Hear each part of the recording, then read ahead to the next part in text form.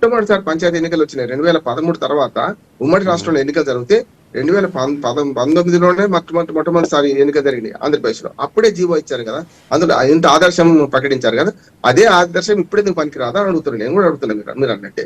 రెండోది ఏంటంటే ఇప్పుడు ఏకగ్రీవాలు అనే దాని మీద ఏది జీవోకి ఇది అడ్డం ఉంది అంటున్నారు కదా, ఏది మన నోట అప్పుడు అడ్డం ఉంది, ఇప్పుడు అడ్డం ఉన్నారు. 2021 మీకు జీవో ఇచ్చినప్పుడు అడ్డం ఉంది కదా, ఇప్పుడు కొత్తగా వచ్చింది ఏముంది సమస్య అంటున్నాను.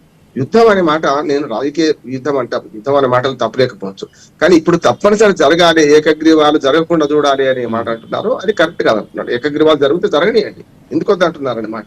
ఇంకోటి నిమ్మగడ్డ రమేష్ గారు అప్పుడు ఎలక్షన్ కమిషన్ గారు ఉండేవాడు, అందుకే ఆయన గురించి ఛాలెంజ్ చేశారు వీళ్ళందరూ. ఏమని అంటే నువ్వు రాజీనామా చేసి రాజకీయాలు రమ్మన్నారు నిమ్మగడ్డ రమేష్ గారు. తర్వాత చాలా రోజులు ఆయన ఓటు హక్కు కోసం బాధపడ్డారు, ఆయన ఓటు కూడా ఇవ్వకుండా చేశారు, చాలా రోజులు అది జరిగింది.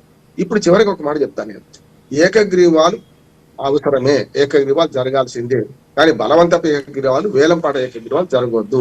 దానికి ఇప్పుడు మేము ఒక డిమాండ్ చేయండి. స్వర్పంచుల సంఘం మొత్తం స్థానిక ప్రభుత్వాల సాధికారత సదస్సుకు నేను తెలంగాణ రాష్ట్ర అధ్యక్షుడిని, ఉమ్మడి రాష్ట్రంలో కూడా పనిచేసిన వాడిని 2013 కన్నా ముందు. నేను స్పష్టంగా మేము అప్పటి నుంచి ఇప్పుడు ఏమంటామంటే ఈ బలవంతపు డబ్బులు వేలంపాట రాజకీయాలు వద్దంటున్నాం, మామూలుగా ఏకగ్రీవం జరిగితే తప్పు కాదంటున్నాం. ఇంకో మాట ఏంటంటే ఏకగ్రీవాలు ఎక్కడ జరుగుతాయి, పంచాయతీ వాటిలగా మండల బయటికి ఏకగ్రీవం జరగడానికి వీలేదు. అంటే వీలేదంటే ఏకగ్రీవం జరిగితే అప్పటికే ఎంపీటీసీలు అందరూ ఎన్నుకోవాలి కదా, పంచాయతీ సర్పంచ్ డైరెక్ట్ ఎన్నిక, కానీ ఎంపీటీసీలకు డైరెక్ట్ ఎంపీపీ ప్రెసిడెంట్ డైరెక్ట్ ఎన్నిక లేదు, జడ్పీ చైర్మన్ కి డైరెక్ట్ ఎన్నిక లేదు, కనుక అప్పుడు ఆటోమేటిక్ అవుతుంది. ఇప్పుడు ప్రభుత్వం సార్ ఎంపీపీకి ఈసారి పెట్టారు, ఎంపీపీలకి పెడుతున్నారట. ఎంపీపీలు తర్వాత వచ్చేసి మున్సిపల్ చైర్మన్ అలాగే మేయర్లు డైరెక్ట్ ఎలక్షన్ ఉండొచ్చు అంటున్నారు. ఇంకా రాలేదు. ఎంపీపీలకు జడ్పీటీసీలకు పెట్టరాదు, జడ్పీ చైర్మన్ పెట్టరాదు. ఎందుకంటే రాజ్యాంగంలోనే ఈ ఎంపీటీసీలు జడ్పీటీసీలు కొత్తగా వచ్చినాయి కదా, మున్సిపాలిటీ పెడుతున్నారు, మున్సిపాలిటీ చైర్పర్సన్ కు మేయర్ పెడుతున్నారు. ఈ రెండు పెట్టడం సాధ్యం కదా, రాజ్యాంగ సవరణ అవసరం ఉంటుంది.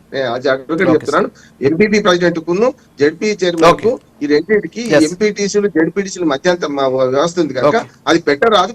ఎప్పుడు పెట్టవచ్చు అంటే రాజ్యాంగ సవరణ చేసి పెట్టవచ్చు అంటున్నారు. కనుక ఈ రెండింటికి ప్రత్యక్ష ఎన్నికలు బెస్ట్. నా ఉద్దేశం ఏంటంటే ఎన్టీ రామారావు గారు 85 తర్వాత పెట్టిన ఎలక్షన్లు చూసుకుంటే, మీ 89లో చూసుకుంటే పూర్తి స్థాయిలో కింది నుంచి పైదాకా అన్ని డైరెక్ట్ ఎలక్షన్స్ పెట్టారు. అది కరెక్ట్ అంటున్నాడు. ఇక రాజకీయ కూడా ఉండదు, ఏముంటుంది, ఎలక్షన్స్ డైరెక్ట్ ఉండడం కరెక్ట్, కానీ చిన్న